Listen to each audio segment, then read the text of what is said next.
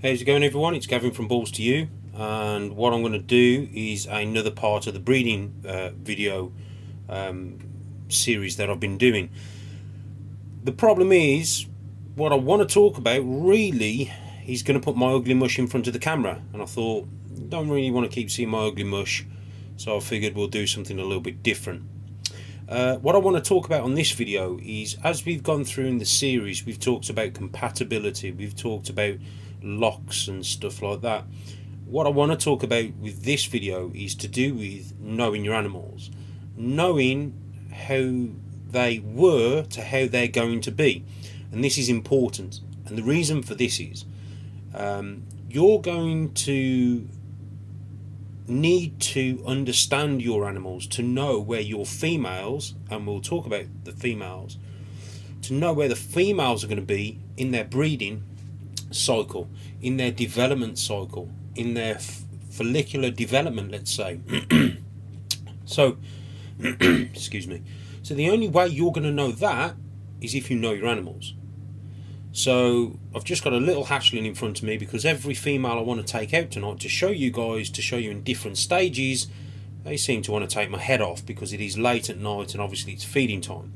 So I'm just going to chuck this little guy in front of you who's in shed, and he's going to let me have a he's going to chill and take the spotlight. So let's talk very quickly and try and get this as many points as I can crammed into the video. So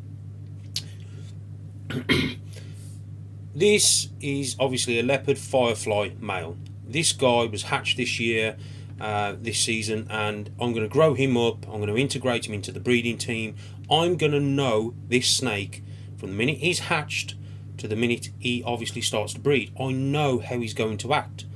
So when we talk about females, which obviously we are, and I will also throw in the males as well, he feeds like an absolute champion. As you can see, he's got some nice girth on him, you know, he's decent weight straight away. In fact, even though it's not really about him as such, bless him, he's coming in at 437 grams, and he's I think he's about six months old. So anyway, 5-6 months old. Anyway, so I know how he feeds, I know how he acts. He comes out the drawer like a cobra. The minute he stops doing that, I'm going to think, well, that's strange, because I know him, I know my animals. And this is something, guys, that you need to understand. And the only way you're going to know your animals is by seeing them, or looking after them, or paying them attention, feeding them, cleaning them. Believe me, guys, there is an old saying, the only way to breed snakes is to clean their shit. And I know that sounds horrible, but you know, a lot of old time breeders basically believe in that content, and that's simply because, you know, you're pulling that drawer open, you're changing the paper, or you're changing the substrate, you're filling up the water bowl, you're feeding them, you're getting off any stuck shed. If you wasn't doing that and you've got people doing it for you, which isn't a bad thing, unfortunately you've got to sort of, then you're in a different category that you're going to have to try and guess where that female is at. If you're looking at the animals or your collection and you know your animals, you're going to be seeing them day in, day out, so you're going to know how they are. So, and the reason why I'm getting to this is because, for example, if we take a female that's a drop feeder, okay, maybe for whatever reason she's turned into a drop feeder, or she's always been that way ever since a hatchling. Again, guys, drop feeding isn't bad. Drop feeding, for those who don't know, is when you put the prey item in the tub or in the vivarium of the animal, and you walk away, shut the door, turn the lights off, and let it take its time for it to eat it itself. That's what we call a drop feed. Strike feeding is obviously striking off the tongues, and it, just because it's a drop feeder or a strike feeder, to be honest with you guys, it makes no odds. We like to have them as strike feeders, but I can tell you now, I've had drop feeders turn into strike feeders and vice versa. It is what it is. As long as they're comfortable feeding, I'm happy as long as they're feeding. So what you can have is, when you start breeding these females and these males, they change. they can't talk to you, so you have to rely on your knowledge of how your animal was or used to act. You or we have no ultrasound. So a lot of the big breeders, obviously through the years, they never had an ultrasound, and obviously as they get on and they progress, they're able to buy an ultrasound. I haven't got an ultrasound machine. I don't have an ultrasound machine because basically it's affording them. I mean, they're mega bucks, but I think the best way to learn is to know your animals. I mean, it's okay jumping in and grabbing yourself an ultrasound machine. That's fantastic. That's like saying, here's a spanner, go and fix that car. Just because you've got the tools doesn't mean that you can actually do the job. So sometimes it's best to start at the bottom and work your way up. Okay, so you're going to learn about your animals. You're going to see how they act. You're going to find out how they feed. You're going to find out what they like to feed on. And then you're going to take them through the breeding cycle. Now, contrary to what people believe, some people think that breeding ball pythons is a very short process. In actual fact, I've had females go from as little as 2 months, so they've grown them follicles to a rapid size, a few locks, and bang, I've got eggs on the ground, to a point where it's taken 6 months. And that's all to do with the development of the follicles within the female. So on average, a female, again, on average, will keep her follicle growth between 5 and 10 millimeters while it's feeding and throughout its adult life, let's say. What that female will then do, once she knows there's a male about, she will kickstart whichever follicles, because they have 2 lines of follicles, whichever follicle she wants to start, she will kickstart because there's a male about. So all of a sudden, that female then will when I say look, she'll study her own body fat content or her body weight, and then decide on that note whether or not to go, okay, I need more food, so she'll start feeding like a boa or a cobra, or I'm okay as I am, I'll keep feeding as standard. And this can throw a lot of people off because there are guideline guys. The guideline is you start breeding them within 4 to 5 months on average, you're going to get a clutch of eggs.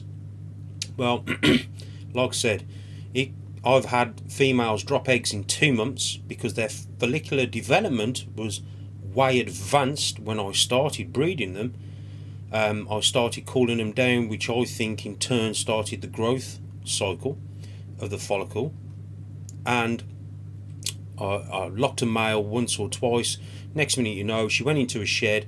I could tell by her body language that she was ready to drop eggs, and guess what, she did, and that was 2 months, within a 2 month period. And then I've had other females who have actually gone, I think it was 6 or 7 months before she actually gave me eggs. And I swear this female was not going to lay for me. I was convinced she was not going to lay. But guess what? She did. So they can really throw you off. And what I've learned is that there is a lot of stuff on the internet, information, which is fantastic. But you've got to take it with a pinch of salt. Every animal is different. I can guarantee you none of your animals act the same. There's not one animal or 2 animals that act the same. They've all got their own little personalities and their own little quirks and their own little feeding ways that basically treats them different, or they act different to their siblings or to their to other animals in your collection. So you've got to know your animal inside out first and foremost.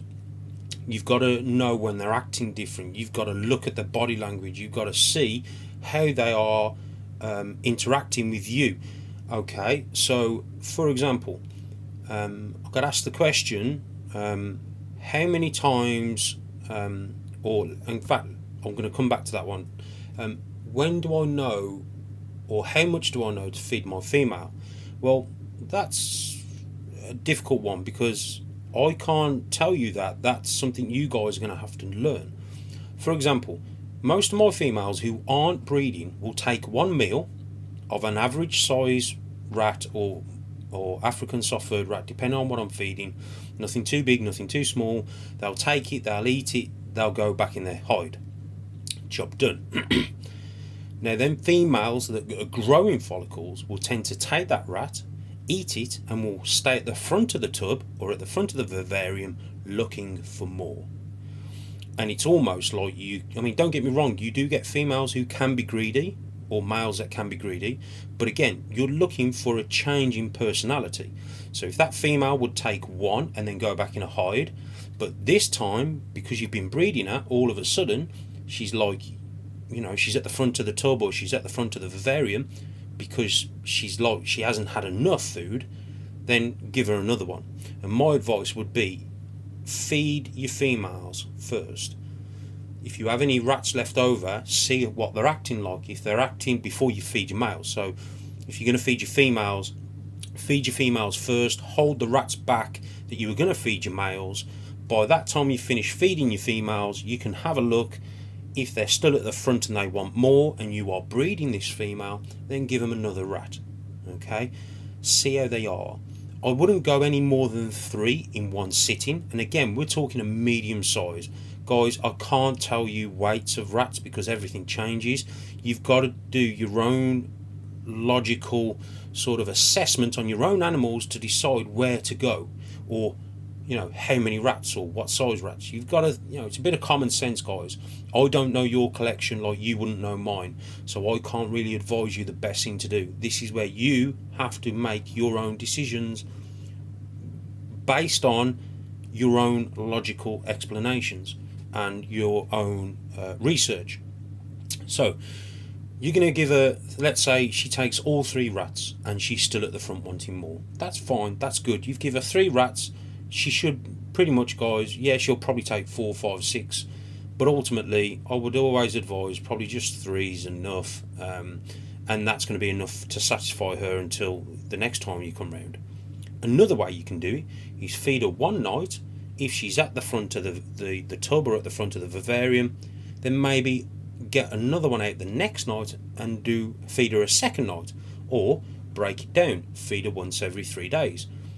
What you're trying to do, guys, is put the weight on that female so she feels happy enough so she can grow them follicles and develop them into eggs as the breeding or as the cycle goes on. So the only way she can do that is to make sure there's an abundance of food. So again, there's a lot to take in, guys, with breeding. It's not just throwing snakes together and hoping for the best. You've got to use your common sense. You've got to have a bit of knowledge, let's say, and again, patience. These are animals. You can't push them or make them do stuff that they don't or won't naturally want to do. So you're going to take your time. You're going to look at your females, assess them every time you're looking at them, see how they're acting, and then make your assumptions on your observations. So, and that's the best thing to do, because I'm happy to answer any questions, guys, but I don't know what's going on in your collection 24/7, so I can only sort of guess what may be happening.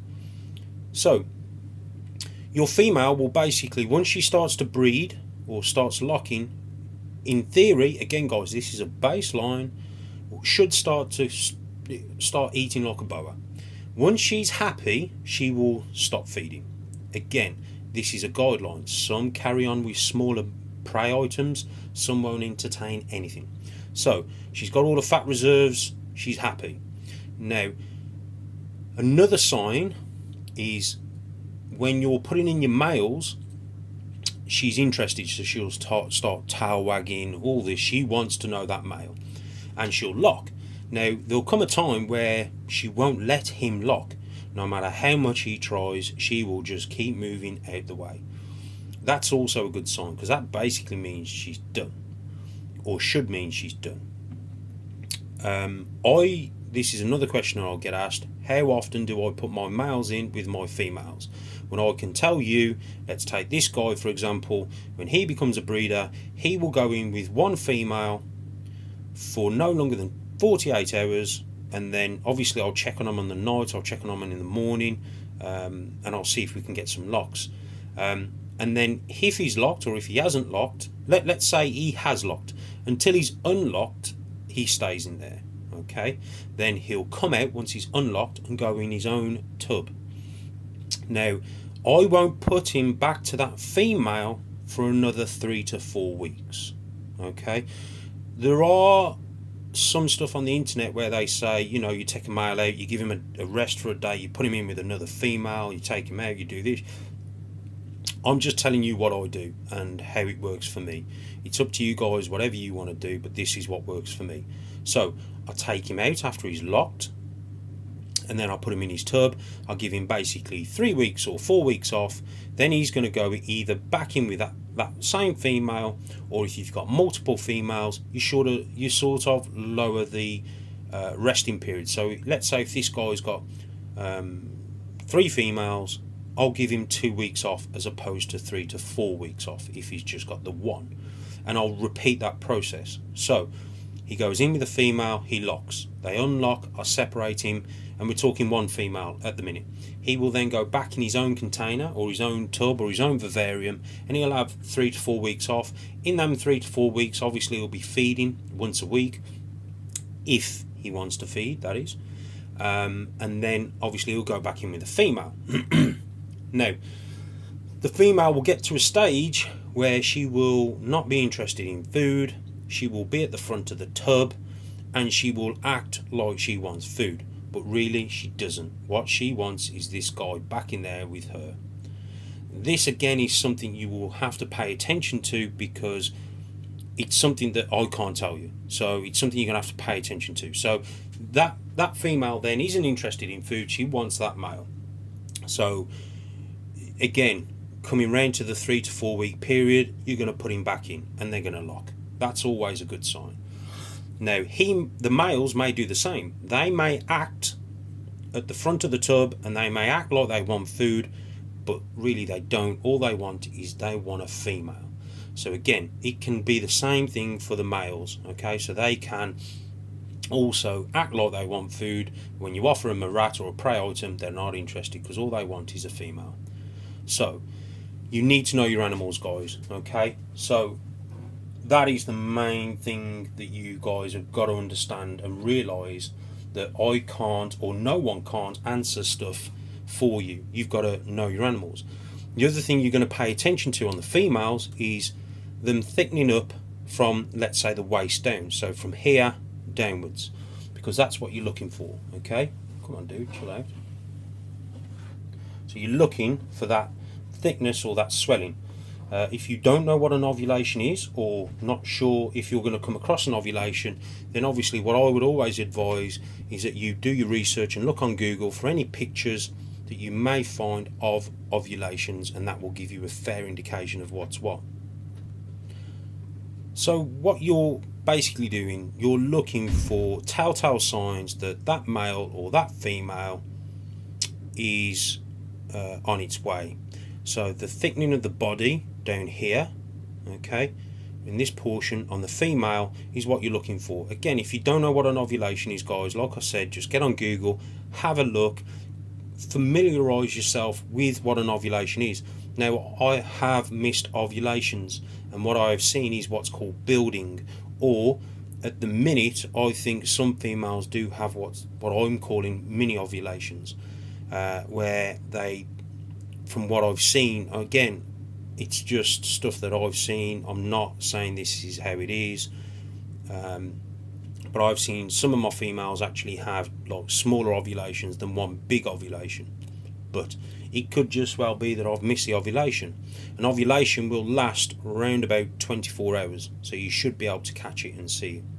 So guys, I hope this helps. I'm going to wrap this up here, and I'm going to continue with another one, because we're almost at 20 minutes, and I think you're sick and tired of hearing about my voice and stuff like that. So just have a listen to this video. We'll go back into it on another video. Like I said, try and get the information as good as I can for you and as close as I can. So yeah, so it's all about knowing your animals. Okay, so if you don't know what they are or how they look, you know, regarding ovulations, get yourself some on Google, have a look at some pictures, and just familiarise yourself with how they should look. Okay, everyone, I'll come back to this. There isn't going to be another part to this, so stand by and I'll speak to you guys soon. Take care, everyone.